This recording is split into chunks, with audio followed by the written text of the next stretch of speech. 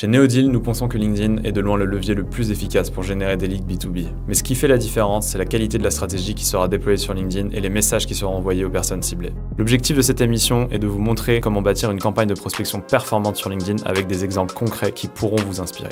Et pour y arriver, je reçois aujourd'hui Caroline Jurado, fondatrice de Closing Baby. Ma mission, lui proposer une campagne de prospection LinkedIn comme si j'étais sales chez Closing Baby. Est-ce que je vais réussir à convaincre Caroline de lancer la campagne que je lui aurais préparée? C'est ce qu'on va voir dès maintenant. Bonjour Caroline. Salut. Comment ça va déjà? Très bien, ça va bien. En tout cas, écoute, je te remercie beaucoup de participer à cette émission. Écoute, comme tu le sais, le concept, ça va être ensemble que tu me donnes un peu de matière pour que je puisse construire une campagne de prospection sur LinkedIn, te la présenter. Ouais. Et puis j'espère que tu puisses la valider. Ce que je te propose, c'est déjà dans un premier temps de nous rappeler un peu comment toi, tu as eu l'idée de fonder Closing Baby. Qu'est-ce qui t'a motivé? Voilà. Qu'est-ce qui a fait qu'aujourd'hui, tu as créé cette société? Ok.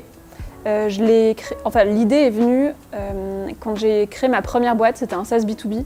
Et j'ai fait 1 million d'erreurs à peu près. Ok. Donc tu allais dire 1 million de chiffre d'affaires. Non, 1 million d'erreurs avant de faire 1 million de chiffre d'affaires. Et bref, on galérait vraiment beaucoup parce qu'il y avait des tonnes d'irritants dans le process de vente. D'accord. Et une fois que je les ai toutes identifiés et toutes corrigés, c'est devenu, on est passé de galérer à faire 60K d'ARR à passer à 300K puis 1,5 million. Donc c'était vraiment trop bien. Une belle croissance grâce à ça. Du coup, j'étais dans un incubateur à l'époque. Et j'avais de plus en plus de potes qui galéraient sur leur vente, qui me demandaient des conseils. Donc je faisais ça un petit peu juste bénévolement, en plus de mon job, puisque j'ai revendu ma boîte au leader de mon marché, donc j'étais Head of Sales pour lui pendant presque 2 ans. Et quand je les ai quittés, comme je ne savais pas encore ce que je voulais faire comme activité, je me suis dit, ça c'est déjà un truc où j'ai de la demande énorme, donc je vais faire du coaching sur justement structuration du cycle de vente. Et comme j'en avais vraiment beaucoup et que j'avais pas tant de temps que ça, je me suis mise à faire des masterclass. Et donc c'est pour ça que je les formations en ligne maintenant. Donc en fait, tu es passé d'un modèle un peu coaching à quelque chose qui est plus en ligne maintenant, de e-learning, d'accompagnement aussi. Et du coup, aujourd'hui, en quelques chiffres, Closing Baby, ça représente quoi? Vous êtes combien? Alors, je suis toute seule. En quelques chiffres, ok. Déjà.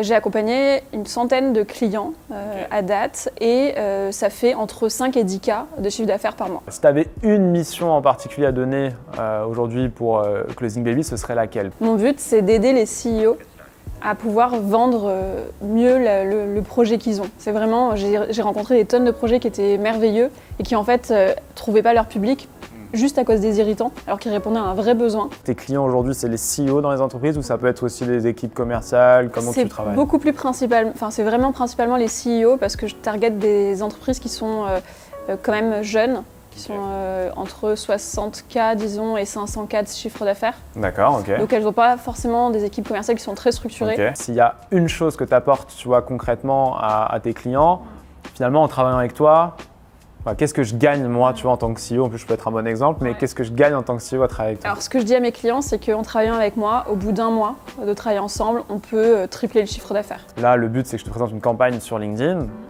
Si toi, tu as une question à poser sur LinkedIn pour ouvrir une conversation avec ta cible, selon toi, quelle serait la meilleure question à poser? Je sais pas, je dirais peut-être est-ce qu'ils se sentent en maîtrise de leur cycle de vente ou est-ce qu'ils identifient des irritants qui sont forts? Ou est-ce que ça leur arrive de perdre des deals et de ne pas savoir pourquoi? Bon écoute, c'est très bien. Donc tu m'as déjà donné quelques clés. Puis du coup, ma dernière question. Toi, s'il y a quelque chose que tu peux offrir, tu vois, gratuitement à ta cible, ce serait quoi aujourd'hui? Ça, pour le coup, c'est déjà un truc que je fais. Que j'adore faire. Trop bien. Sur mon site internet, j'ai une section qui est du contenu gratuit que je laisse en libre accès. Et dedans, j'ai mon produit phare. C'est un template de faire une bonne présentation de valeur. Ok, très bien. Dans un cycle de vente. Trop bien, écoute, top. Je te remercie Caroline. Maintenant, ça va être à moi de bosser. Donc, trop cool. Je vais faire la campagne. Ok, c'est à moi de jouer maintenant. Avec toutes les infos que je viens de récupérer, j'ai tout ce qu'il me faut normalement pour créer une belle campagne. Une campagne, pour moi, c'est une invitation et ensuite 3 messages de relance maximum. Je vais sur LinkedIn, je réfléchis, j'écris et on va bien voir ce qui va se passer. Écoute, j'ai pu me poser un peu, réfléchir par rapport à tout ce que tu m'as donné comme info. Et l'idée maintenant, c'est que je fasse comme si j'étais sales pour toi. J'adore cette idée. Donc mon but, ça va être de te présenter une campagne de prospection sur LinkedIn, juste pour te rappeler ce qu'on appelle nous une campagne de prospection sur LinkedIn. Ça va être l'envoi d'une invitation sur LinkedIn aux personnes que tu vas cibler, accompagnée d'un message. Ensuite, quand la personne t'accepte, on va relancer jusqu'à 3 fois sur LinkedIn. Ok. Et pareil, je vais te présenter du coup 3 messages de relance. Et donc n'hésite pas à réagir quand je te les présente. Et puis à la fin, suspense, tu nous diras si tu es ok pour lancer ou pas la campagne. J'adore. Alors du coup, on est d'accord que puisque ça va vers des personnes qui sont pas dans mon réseau, en fait, c'est des personnes qui me connaîtront pas. Donc, peu importe que j'ai ou pas de l'influence. Alors ça, c'est une bonne question. C'est qu'en fait, nous, chez Nodil, on a les 2 types de campagnes. Tu as les campagnes qu'on appelle prospection, c'est vraiment pour les personnes qui ne connaissent pas. Et après, tu as des campagnes qu'on nomme, nous, de networking dans ton réseau LinkedIn. Donc si tu as déjà vu que tu as un bon réseau LinkedIn, on pourrait très bien imaginer que là, on va faire prospection vraiment pour l'exercice, mais tu pourrais très bien répliquer ce modèle-là à ton réseau que tu as déjà sur LinkedIn. Alors, premier message d'invitation, je te propose le message suivant. Donc, bonjour prénom avec le prénom de la personne en face. Je suis la fondatrice de Closing Baby. J'aide les CEO à trouver les irritants de leur cycle de vente pour closer davantage. Au plaisir de te partager ma méthode et mes secrets. Trop bien. Trop bien. Ouais. Tu valides? Ouais. Okay. Est-ce qu'on a le droit de rajouter des emojis ou pas? Ouais, alors Moi, je mets souvent, genre, je mets pas bonjour parce que je trouve que c'est trop formel, je mets hello. Hello, et prénom, et je mets le petit emoji, tu sais, c'est une nana blonde qui fait coucou. Ok, ça marche, bah écoute, je le rajouterai, pas de souci. Donc si elle ne te répond pas, bien sûr, premier message de relance. Alors bonjour prénom, je te contacte car je suis curieuse d'en savoir plus sur ton entreprise et ton organisation commerciale le temps d'une interview de 20 minutes. L'objectif étant pour moi de bien comprendre ton process pour te partager dans un second temps des axes d'amélioration simples à mettre en place qui te permettront d'améliorer significativement ton taux de transformation. On en discute, point d'interrogation. Qu'est-ce que tu en penses? Est-ce que c'est une approche que tu trouves intéressante pour ouvrir une discussion avec les personnes qui viennent de rejoindre ton réseau? Je trouve juste que une interview de 20 minutes, ok. En fait, oui, je trouve ça génial. C'est juste que ça sort de ma démarche, c'est-à-dire que ça m'arrive presque jamais de parler à des gens qui n'ont pas déjà décidé de bosser avec moi. Donc là, c'est carrément, tu me demandes de travailler plus, qu'on se le dise. Voilà, effectivement, c'est vrai que si tu as l'habitude, en gros, d'avoir que de l'entrant, et donc des personnes qui sont déjà intéressées par ce que tu fais, qui veulent travailler avec toi, effectivement, là, on va être dans une approche où on va essayer de chercher déjà le lead. On en discute, quand bien même la personne répond oui, penserait oui, elle va juste pas répondre parce que c'est encore trop complexe. Parce que on en discute oui, et ensuite, ok, mais à quel moment est-ce qu'on prend date? Je suis d'accord. Donc, est-ce que tu as un calendrier par exemple? Ouais. Ok. Donc, ce que je te propose, c'est on en discute calendrier. Deuxième message, donc si la personne t'a toujours pas répondu, cette fois-ci, on va changer d'approche. Le but là, ça va être d'offrir quelque chose. Parce que là, tu vois, on a déjà posé une question, essayer d'ouvrir une discussion. La personne n'a pas répondu, on va pas retourner encore, tu vois, relancer. Donc, bonjour prénom, comment tu vas? Parce que j'ai remarqué que dans ta façon, toi, de communiquer, tu es quand même dans la proximité, tu es toujours dans cet échange très direct. Tu trouveras sur le lien suivant mon modèle de pitch de vente, gratuit sous format PPT, pour t'aider à réaliser des présentations qui déchirent et qui transforment tes prospects en clients. Avec le lien, justement, vers ton site où tu vas proposer ce contenu gratuit. On rajoute, toutes les personnes qui l'utilisent ont constaté une augmentation significative de leur taux de transformation. Dis-moi si tu le trouves utile pour ton business. Est-ce que tu trouves que c'est un message que tu pourrais envoyer, que tu trouves intéressant, pertinent? C'est tout à fait un message que je pourrais envoyer. Je pense que j'aurais dit un truc, j'aurais peut-être dit un tout petit peu différemment. Ouais, vas-y. Dis-moi si tu le trouves utile pour ton business. J'aurais peut-être dit un truc comme j'espère trop que ça va t'aider, ou tu vois, un truc mal écrit du coup. Mais, mais on peut qui ressemble un peu. Mais c'est très, je trouve ça très bien. Ok, donc tu changerais peut-être un peu la dernière. Probablement que je l'aurais dit un tout petit peu différemment, mais pas au point de te demander de le changer. Quoi.